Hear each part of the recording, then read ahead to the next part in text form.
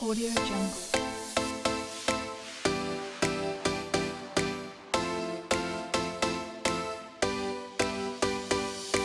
Bitguardian, c'est une société qui s'intéresse à la sécurisation du cycle de développement logiciel, à la sécurisation du code source des applications. Et on se spécialise sur un type de vulnérabilité en particulier, qui est la détection de secrets dans le code source. Les êtres humains, quand ils se connectent à des systèmes, ils utilisent des mots de passe, mais les systèmes se communiquent aussi entre eux et ils utilisent pour ça des identifiants de base de données, des clés d'API, etc. Et comme ces secrets, comme on les appelle dans le jargon, sont faits pour être utilisés de façon programmatique, ils se retrouvent dans le code source,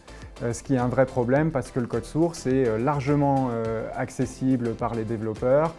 largement distribué à ses clients, il va transiter par plein de serveurs, plein de réseaux, etc. Et donc il suffit qu'un seul de ces points soit compromis pour que l'ensemble des secrets à l'intérieur du code source soit compromis également. Avec mon associé, on est ingénieur de formation et donc on est venu à la cybersécurité par l'analyse de grandes quantités de données,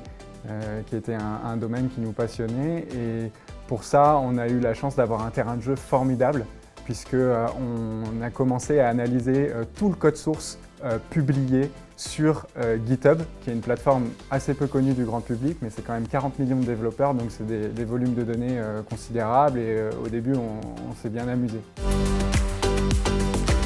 Je pense que dans 5 ans ou 10 ans, il y aura une société au moins qui va entrer en bourse dans une catégorie qui n'existe pas encore aujourd'hui, qui est la catégorie de la sécurisation, la cybersécurité des développeurs. Donc sécuriser toutes ces nouvelles façons qu'on a de développer du logiciel en s'appuyant sur des composants externes, des composants open source, sur de l'infrastructure cloud, sur des plateformes SaaS, etc. Nous, on a un parcours assez peu classique pour une start-up française, puisqu'on a commencé à adresser le marché américain depuis la France, avec des commerciaux qui travaillaient parfois tard le soir, parfois en décalage horaire pour atteindre la côte ouest. Et donc ce qu'on attend